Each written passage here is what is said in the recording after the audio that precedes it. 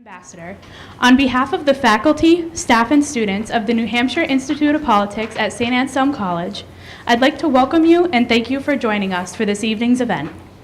The Institute's mission is to engage, educate, and empower citizens of all ages to actively participate in the civil and political life of their communities and strengthen democracy. The Institute is nonpartisan and does not endorse political issues or candidates. Before we begin this evening's program, I would like to just remind you to turn off any cell phones or other devices that make noise. Today's speaker, Jon Ossoff, is a former political aide, a documentary filmmaker, and very recently, he was the Democratic nominee for Congress in Georgia's 6th District. That campaign drew a huge amount of national attention, and it was the most expensive congressional race in history. Mr. Ossoff is currently CEO and managing partner of Insight TWI, a business that investigates corruption, organized crime, and significant social issues around the world for international news organizations. He was formerly a national security staffer and aide to Representative Hank Johnson of Georgia. He has a Bachelor of Science from Georgetown and a Master's from London School of Economics. Tonight, first, Mr. Ossoff will give some introductory remarks, and then we'll speak with Neil Levesque, Executive Director of the New Hampshire Institute of Politics. Mr. Ossoff and Mr. Levesque will discuss politics, investigative journalism, and opportunities for college students after graduation. Following their conversation, we will have a brief question and answer period. Ladies and gentlemen, please welcome Mr. Jon Ossoff.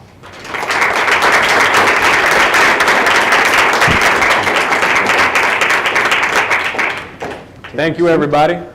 Thank you so much for having me this evening. It's great to be back in New Hampshire. I've got a lot of family up here, family in Concord, family in Nashua, and have been coming up here since I was a kid. My great-grandparents came to the eastern seaboard and settled in Massachusetts, came from Eastern Europe around the turn of the century with very little more than the clothes on their backs. And they struggled for a while, built a business, a filling station, a petrol station, a mechanic shop, where my grandfather worked as a young man with his brothers. And then the tumult of the early 20th century swept across the world, and my grandfather and his brothers shipped off for war, came back after serving in the Pacific, settled down on the North Shore of Boston, Massachusetts, started a business, a leather tanning business together, the brothers. Built that business and lived the American dream. My father, who's here this evening, was the first in his family to graduate from college. My mother, who's an immigrant from Australia, the first in her family to graduate from college. And I grew up having been taught that that was the kind of country that we lived in.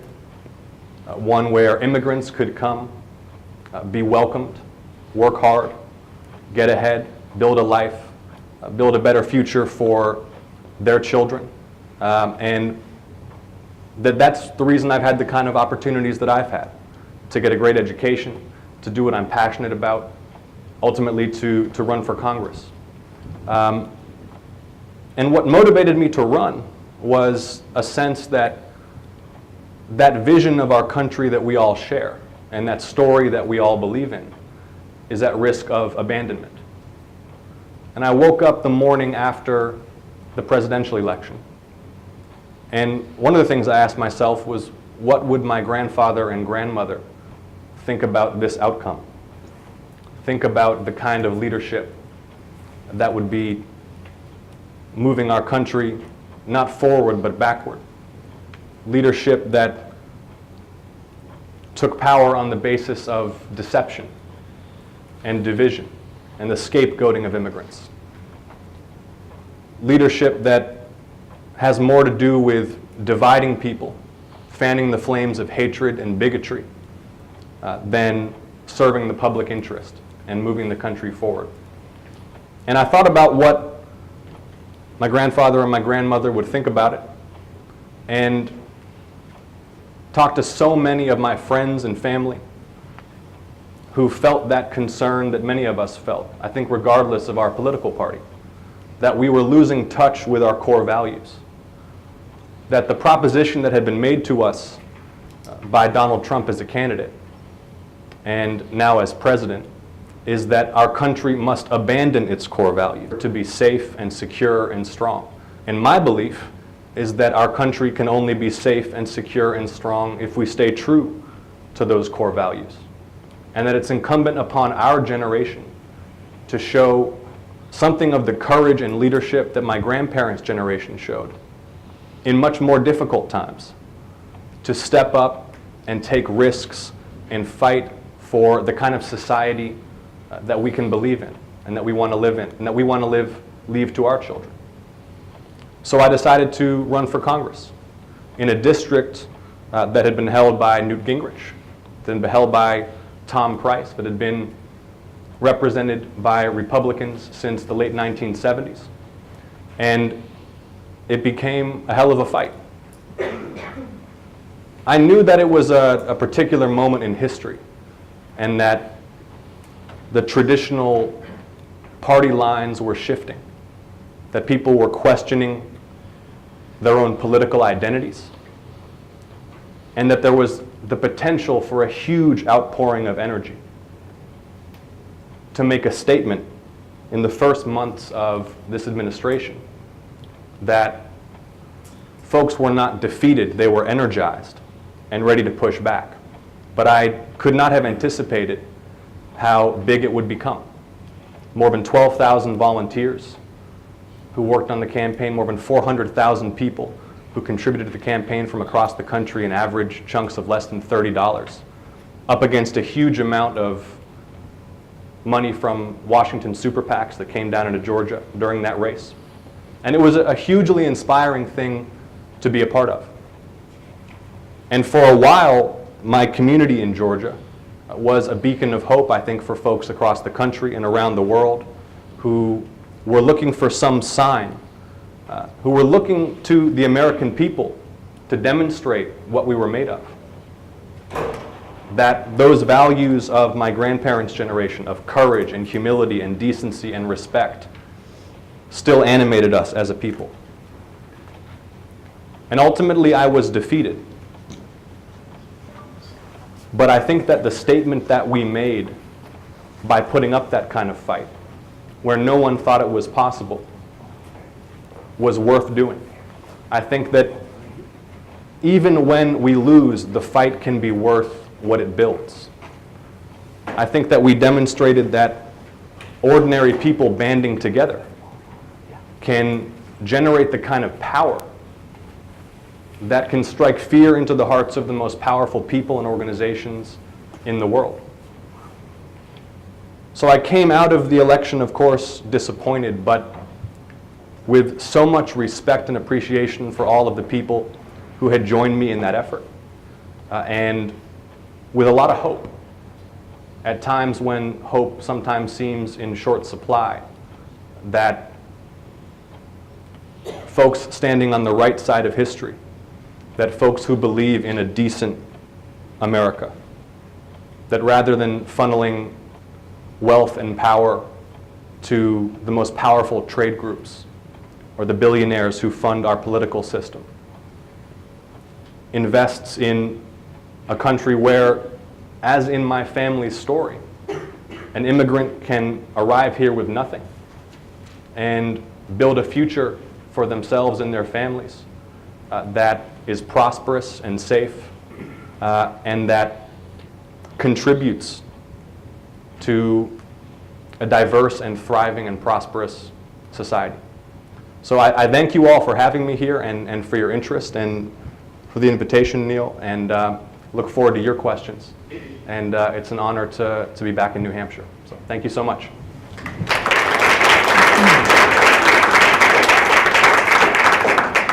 Well, thank you, John, and thank you for being at the New Hampshire Institute of Politics tonight. It's a real pleasure.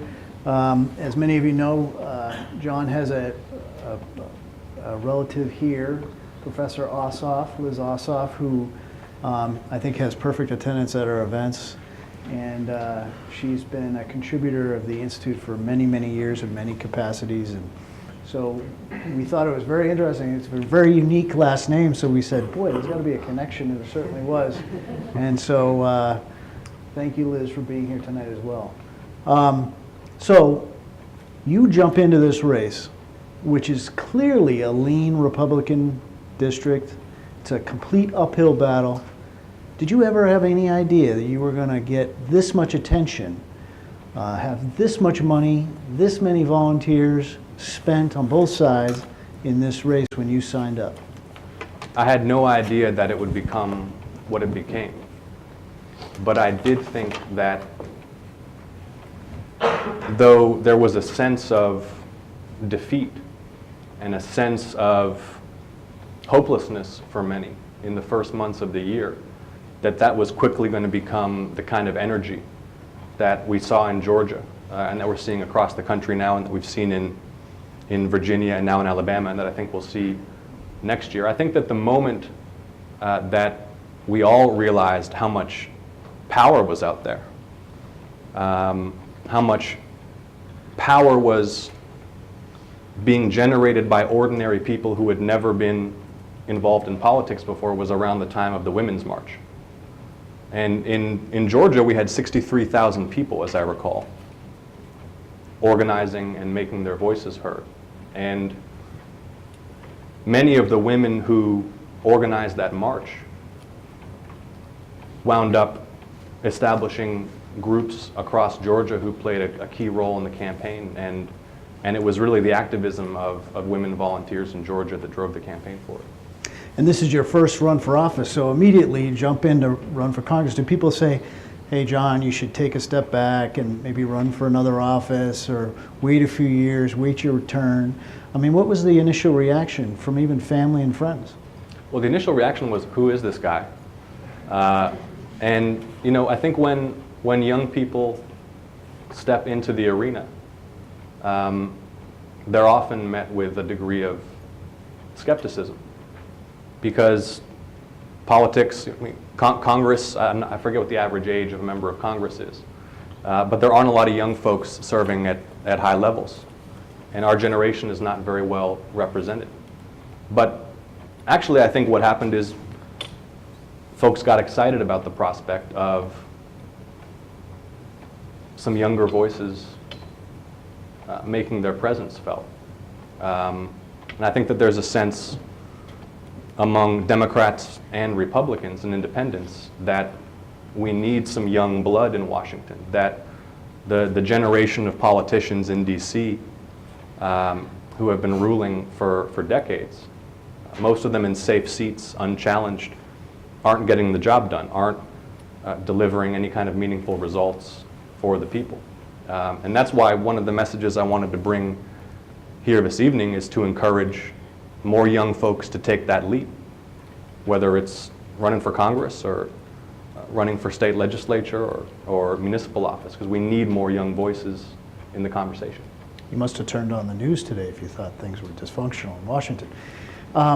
You were a Hill staffer, so you were not completely outside of politics. What did you learn as a Hill staffer that you really transferred to you as a candidate, and what did you really learn in the beginning as a candidate that you didn't know before jumping in? Well, I saw up close working in DC how partisan and bitter and corrupt the system is. But I also saw working for a member of the Armed Services Committee, which is one of the few places in Congress where there's still a degree of bipartisanship, that at the staff level, there's a lot of will to get things done. And a lot of those staffers are young folks who roll their eyes when their bosses perform before the camera and try to score cheap partisan points. But fundamentally, what I saw up close was a pretty broken legislative system. The cozy relationships between lobbyists and the most powerful trade groups and key legislative committees. The way politicians, once they arrive in Washington, become completely consumed by this partisan trench warfare. and lose touch so quickly with their constituents. And that experience is why I left Washington in the first place, but also part of the reason that I wanted to return and shake things up a bit. With so much money in the race, you as a candidate, were you drowned out a lot of the time? So obviously you want to communicate your message to voters, but when you turned on the TV, I'm sure you saw all these different ads that you, both pro and con, that you didn't even know where they were coming from. How hard was it to communicate what you wanted to communicate to voters? Well, the story of the race in many ways was, as I mentioned, more than 400,000 contributors to my campaign who were giving in small amounts, up against 4 or 5 GOP super PACs who were funded in unlimited amounts, often anonymously. And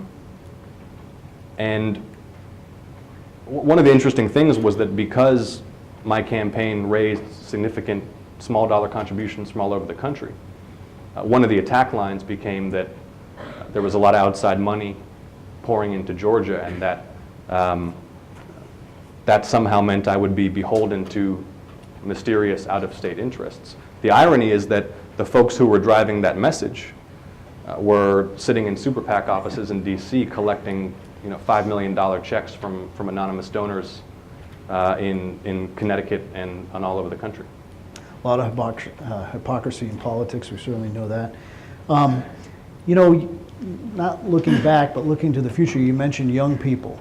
What we hear now, and we hear in New Hampshire, is when they're mentioning candidates for president on the Democratic side, we hear old names, people who have run many, many times. What do you think about that, and what do you think about some of these up-and-comers who are thinking about running now, and what their message should be in the future? One of the rewarding things in what were admittedly a few dark weeks for me after the June 20th runoff was the number of candidates who reached out. Folks who were running for the House, folks who were running for local office, and particularly young candidates who in part had been motivated by what they saw happening in Georgia. And when I look right now at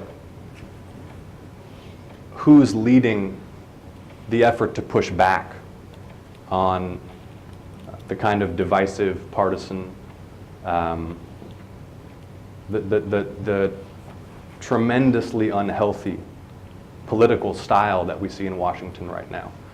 It's women and young people. And I hope that we'll see more folks of my generation, as I said, stepping up to run, but also stepping up to run each other's campaigns, moving into journalism, moving into the public sphere so that we do have those fresh perspectives. One of the things that Hillary Clinton was criticized about in running for president was she was completely anti-Trump, but not necessarily laying out a vision for the future that the Democratic Party could grasp onto and that voters could embrace. And we see that now a lot, where the energy seems to be anti-Trump, but there isn't necessarily a wave to say, this is the alternative that we want to run on. What do you think those alternatives should be?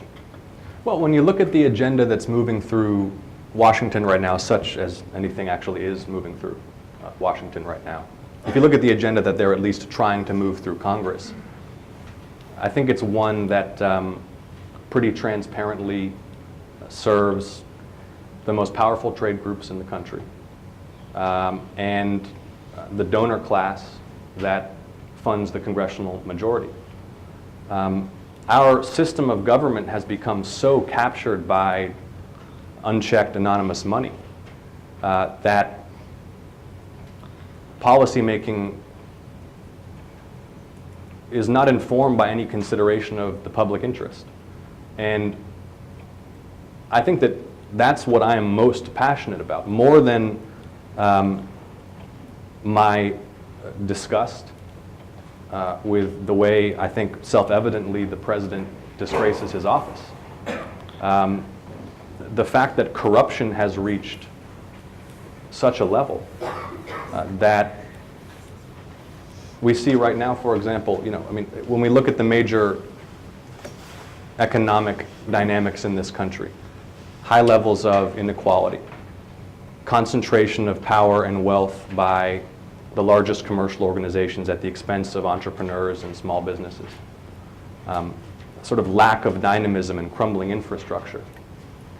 And yet, the policy objectives that Congress is pushing are tax breaks for high net worth individuals and those large commercial organizations that don't need it. I think that a message focused on accountability, focused on rooting out that corruption and returning the legislative process to something that considers the needs of ordinary people is a powerful one. How hard is it, though, to stand up to your own party on some of this? I mean, were you not embraced by some of the leadership because of your message, or did they embrace that message, even if it's a threat to their power as well?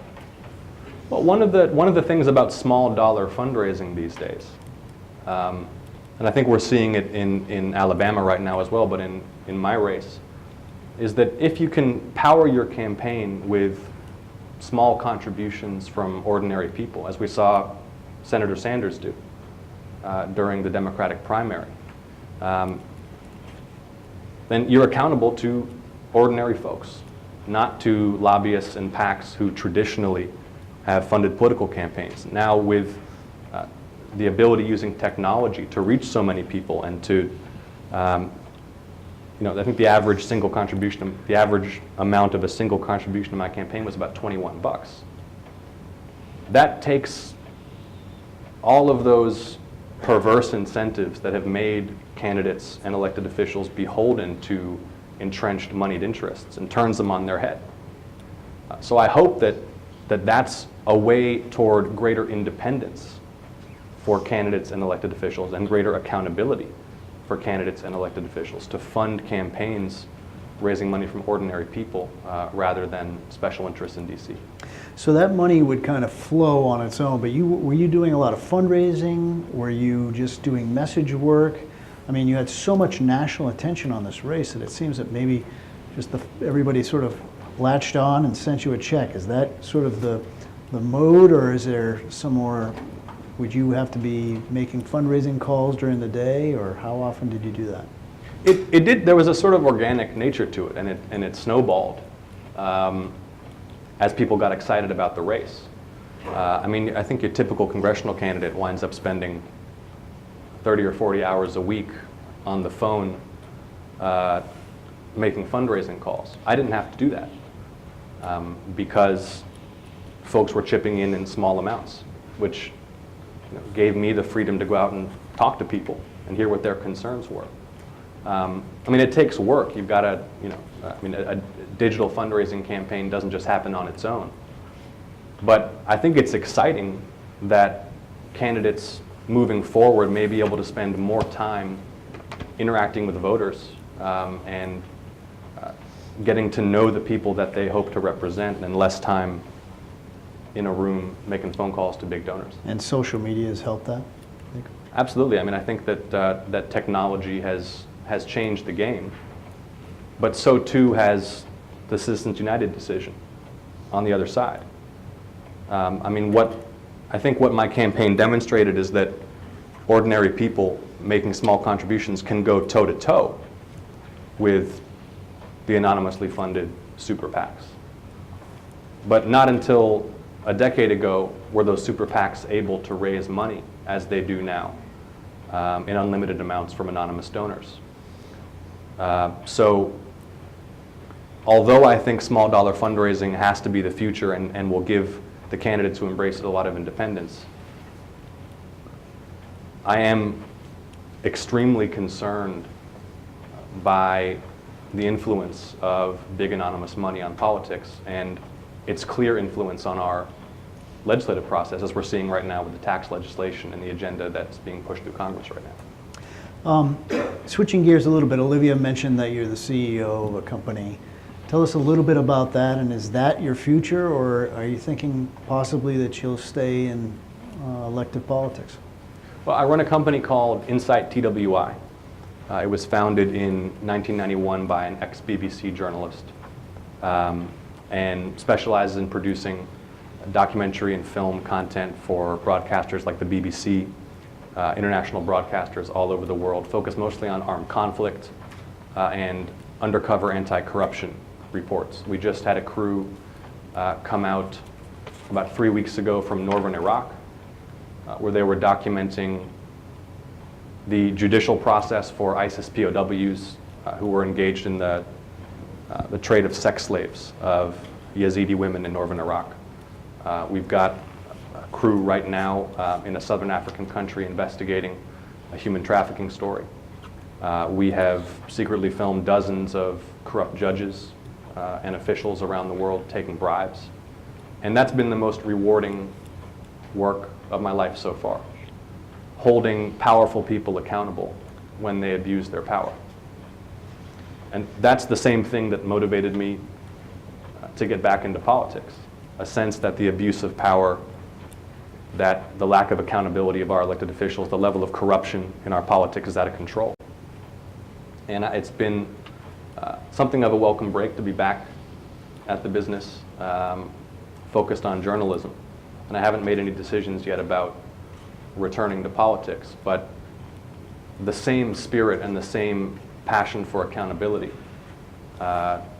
motivates me in both directions.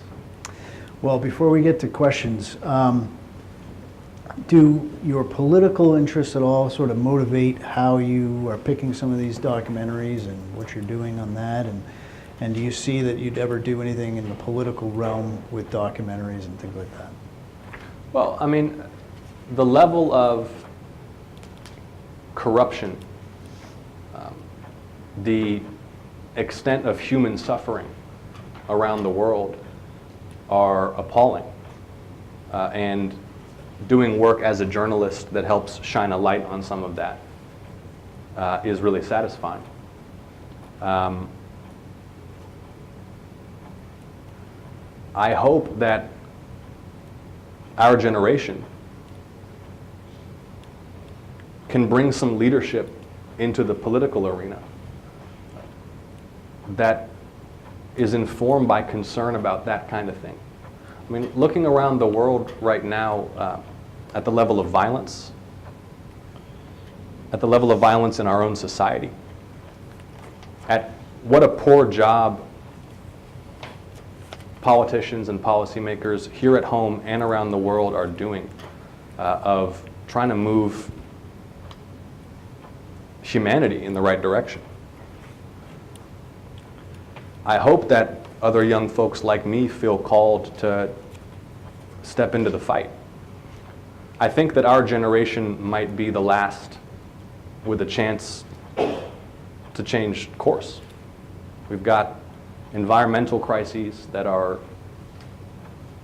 threatening millions of lives and human prosperity, nuclear proliferation, a global economic system that's not functioning well, and very few prominent voices here at home or around the world who are saying, let's stop bickering with each other, let's stop only looking out for ourselves or our parties, and just focus on solving these problems. The solutions are not that mysterious. And that's why our generation has the same kind of responsibility, I think, that my grandparents' generation did. At a time when fascism was on the march, when the Great Depression had impoverished so many people, they stood up and did something about it, and we revere them for it now.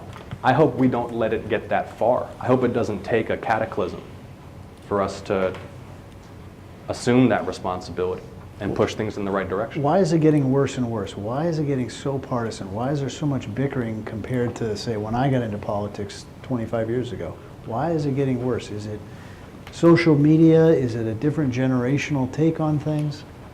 What's your opinion on that? Well, I think that the influence of money, as I mentioned, is a huge problem.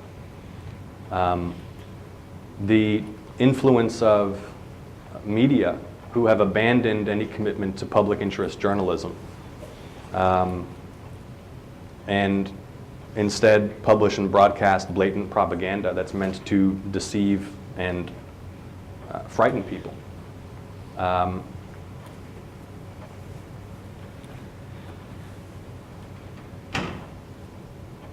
It's clear that the folks who are running the country are concerned principally with their own well-being and scoring victories for their political party.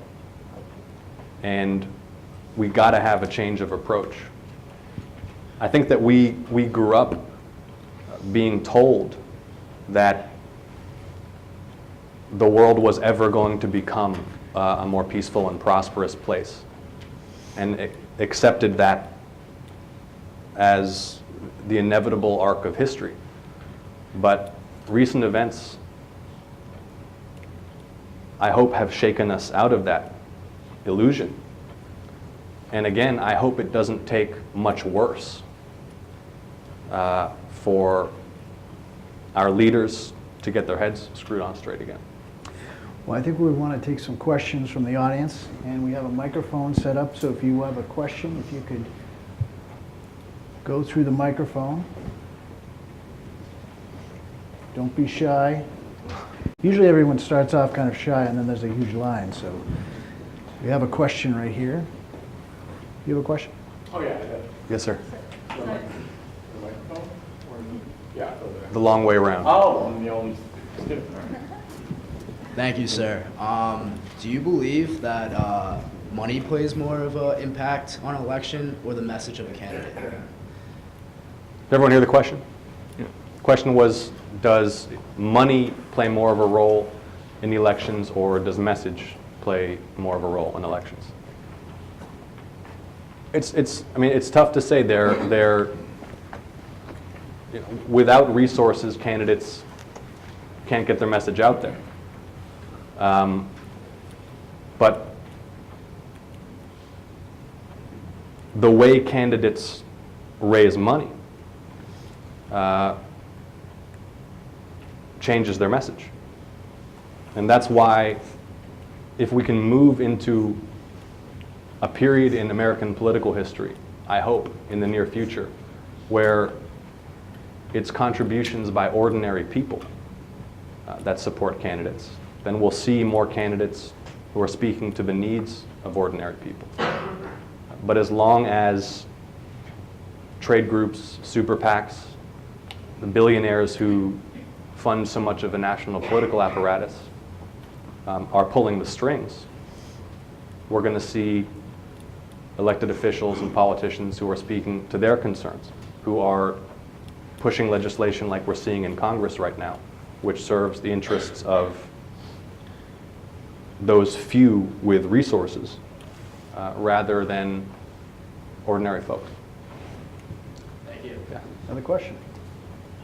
Hi, John. Hey. How do you justify running a congressional campaign to represent a district that you didn't actually live in? Great question, and one that I got many times during the campaign. I grew up in the 6th Congressional District and lived about 1.5 miles outside of its boundaries while my fiancée attended medical school at Emory University. She had early morning shifts at the hospital and needed to be able to walk to work.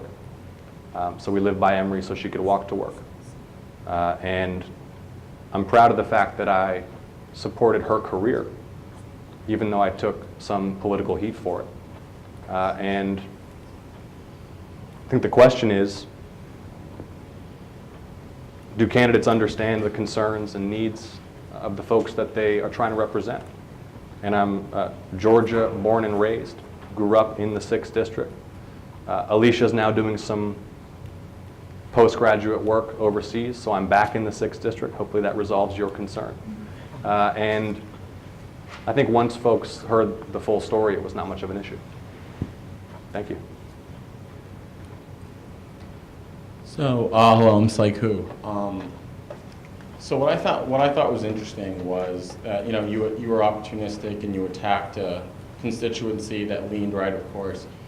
But what kind of policies would you have tried to push forward to not just encourage your base to vote for you again next election cycle, but to usher in a sense of bipartisanship that would have made it okay for your entire constituency to want to feel comfortable to vote for you again? That's a great question. And I believe in building coalitions. I believe that the role of a representative is not to impose their own views rigidly on those they seek to represent, but to understand the concerns and interests of everyone they seek to represent, and to present a platform that's sensitive to those concerns. And that's the kind of campaign that I ran. And I reached out to every voter in the district humbly and respectfully. And rather than spending my time on partisan invective, put together a platform that I thought would serve the economic development of that district and that represented a broad range of views in that district that were consistent with the core values of the community. And I think that one of the, and this gets to Neil, one of your questions earlier, partisan politicians and our national political media would have us believe that we're much more divided than we really are. And certainly in Georgia, and I think across the country, our interests and our values are much more aligned than perhaps we realize at times. We all want greater prosperity and opportunity in our communities. We all want more affordable higher education. We all want access to health care when we need it. The overwhelming majority of folks favor civil rights and civil liberties and want a healthy, clean planet. So I tried to run a campaign that was focused on those shared values and shared interests, even though that's not that fashionable in politics these days. Thank you. Thank you. Now we have a line. Okay. Hi, Mr. Ossoff. Hey. So earlier you mentioned the Republican Congress trying to push through bills, maybe not so successfully so far. This past summer was one of the Obamacare repeal attempts. If you were in Congress, what would you be supporting? Or I guess I'm asking now, what is your stance on health care, and which way would you go with that? Well, I think that the first principle for me on health care is that it should be universal.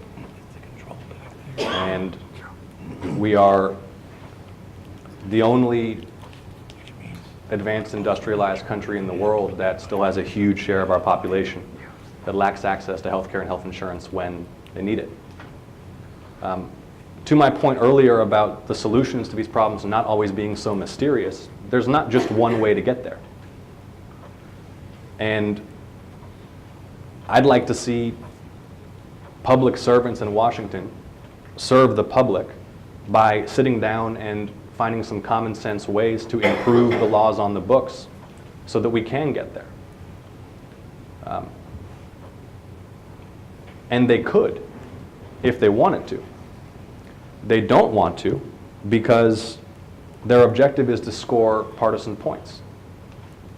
House Republicans have been promising that they would repeal the Affordable Care Act for a decade. And that alone has been the objective. Not to improve upon it, not to tackle skyrocketing premiums and expand access, but simply to repeal it because that's a way to score partisan points. So, look, there are many different countries around the world that have universal health care, and they get there by many different means. And we can find a way to get there here in this country. We just need some political will. Thank you. Thank you. Hi, so this is more sort of a logistical question, Okay. but how did you in your campaign plan on advertising, that you were able to get so many people to vote for you and donate towards your campaign through the whole thing, as sort of a newcomer? Well, the most potent part of the campaign was our field program, our grassroots door knocking program, and it was volunteer driven. Thousands and thousands of people, many of whom had never been involved before, who were given a lot of time, not because of me, but because of their concern about the times that we're living in. And there's nothing more effective at getting out the vote than neighbors talking to neighbors at the doorstep. And I think that the program was highly effective. I mean, take this with a grain of salt because I lost the campaign. But usually special elections are low turnout affairs. And Democratic turnout in the 6th District last June was at presidential year levels, which speaks to the power of that kind of grassroots field operation and the amount of volunteer intensity that's out there. And that was also the most fun part of the campaign, was working with those volunteers. Thank you. You think you're going to have that same kind of turnout in 2018 nationwide for the Democrats? Well, I think clearly that volunteer intensity is out there. And again, prefacing this with that grain of salt, given that I was unsuccessful, the advice that I've humbly given candidates who have reached out to me is the campaigns that present the kind of volunteer experience that keeps people coming back and gives them a sense of investment in the campaign, and that's positive and uplifting rather than angry, I think are the ones who will have success getting out voters.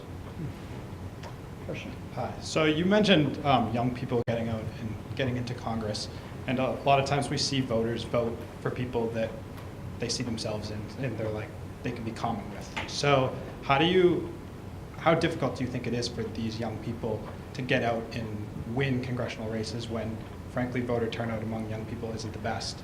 And furthermore, how do we get those young people to come out and vote so they can win with like these low numbers as they are right now? Great question. Great question. I think that we're seeing something of a renaissance of civic engagement in the country right now. And I think that includes our generation. Sometimes a crisis has a way of clarifying things and clarifying the stakes and clarifying the cost of apathy and inaction. So it's a question of whether we are going to stand up and do it. No one can do it for us. But I'm confident that we will if we stay focused and stay united and remind ourselves every day of the human consequences of these elections. And in Virginia, there was very high turnout among young voters historically. We saw that in Georgia as well. Do you have a follow-up? No, I didn't know if you were done, but if you're done, thank you. Yeah, sure. Do you have a prediction with Judge Moore? I do not. Judge Moore. Hi, my name's Claire, and I'm a senior politics major.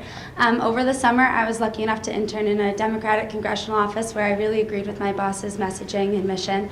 But as a former Hill staffer, my question for you is, what is your advice to young people like myself who might be disheartened by what they see behind the scenes, or maybe they disagree with their boss's partisan tactics and they don't know how to approach that? Well, I'd encourage young staffers to speak their minds and tell their bosses, with all due respect, how they feel. And I think a lot of the folks who have been in DC for a long time find it very mysterious what the young folks think these days, and actually will be quite eager to hear what their young staffers think is on the minds of their peers. So I think we need to be outspoken in all dimensions of our lives, professionally, personally, politically, take risks to make our voices heard, whether that means speaking up in the workplace or running for office. Thank you very much. Hi. So I think it's really admirable that so much of your fundraising came from like such small contributions from regular people. And I think that there are a lot of candidates out there who probably ideally would like to run a campaign that way, but feel like they won't get elected if they don't turn toward super PACs or special interests, even if they don't want to be like beholden to those people. Do you think it's possible for more and more candidates to run campaigns like yours and fundraise from ordinary people without like massive policy changes or like under Citizens United? I think it is possible for candidates to swear off PAC money and focus on fundraising from individuals and focus on small dollar fundraising. But as long as the Supreme Court keeps the door cracked for that unlimited anonymous money, I'm not sure, but it will solve our problems. I think it'll let us fight back. But, you know, when I think about Citizens United, regardless of your political party, I mean, who thinks it's a good idea that unlimited anonymous money flows into the political system? I've never had anyone make the case to me that that's great public policy and that serves our democracy. Unfortunately, there's not a quick legislative fix because the court's ruling is based on a constitutional interpretation. But there are things that Congress could do to chip away at the influence of anonymous money in politics. And I think until we do that, our democracy is going to remain broken. Thanks. Hi, my name's Christina. I'm a sophomore politics major, and I was wondering if you felt like you had to work twice as hard to prove your legitimacy being so young and running for a seat in office, and if so, how did you overcome that? Because I feel as someone young running for office, it could be hard to prove that you've done enough and you're prepared enough to hold this seat, as opposed to someone who's maybe twice your age, who has a bit more work experience than you do. I wouldn't worry about it. I think overall folks are hungry for younger voices and fresh voices. And regardless of your generation, it excites people that there are young people stepping up and taking risks to try to make a difference. There are always going to be haters. Your adversaries will always find something to latch onto. That's just the way of the world. But the response that I overwhelmingly got from folks across the political spectrum, even folks who disagreed with me strongly on some of the issues, was an appreciation that young people were stepping up to the plate. So I don't think that should deter any young person from taking the plunge.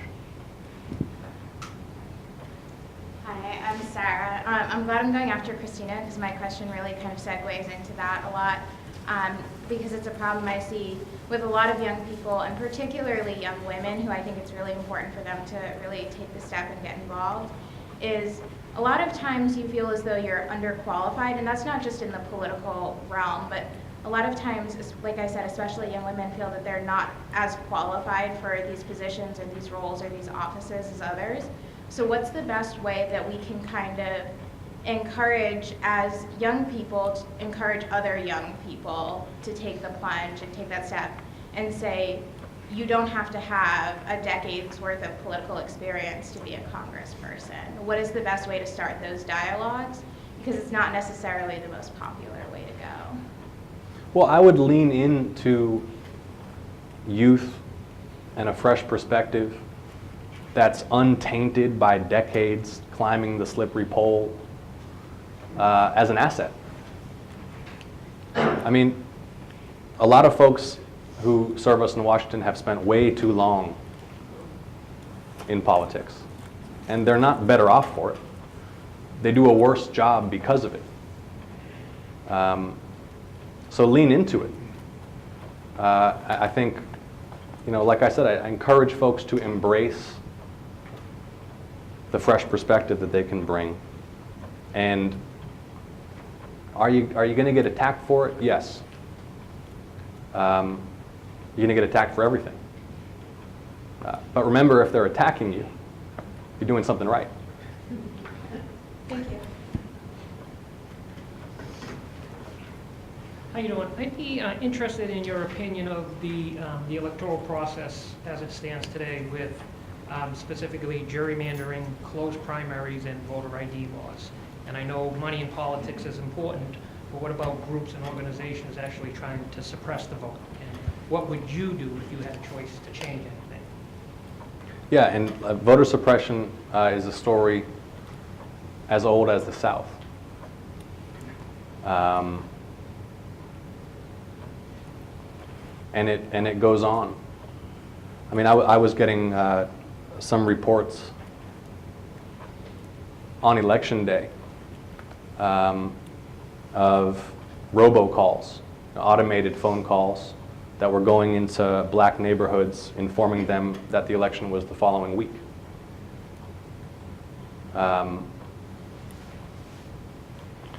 We worked as hard as we could to make sure folks were informed about their rights.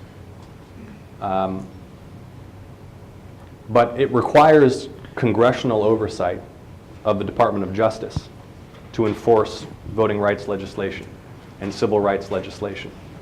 Right now we have an Attorney General whose contempt for voting rights and civil rights legislation is no secret.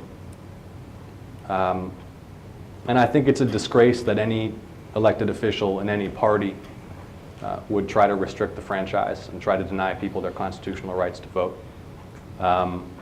Gerrymandering is, I think, an example of partisanship gone haywire, of folks looking at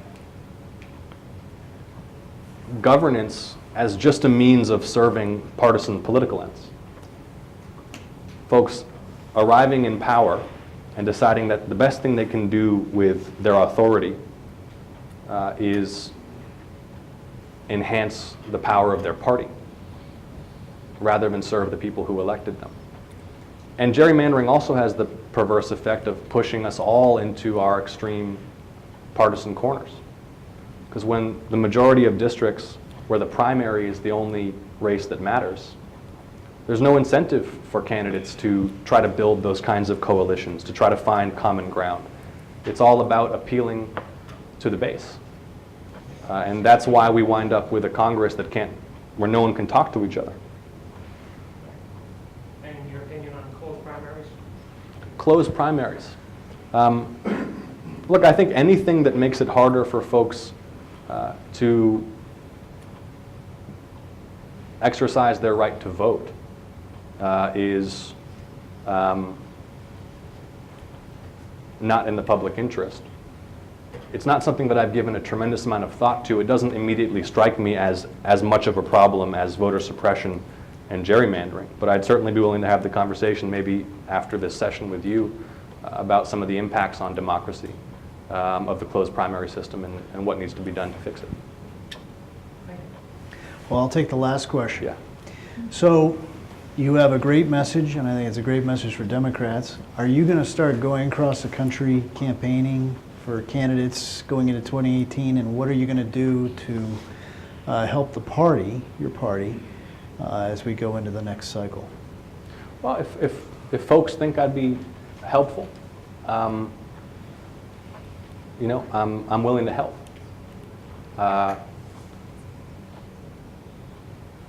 I think that party alone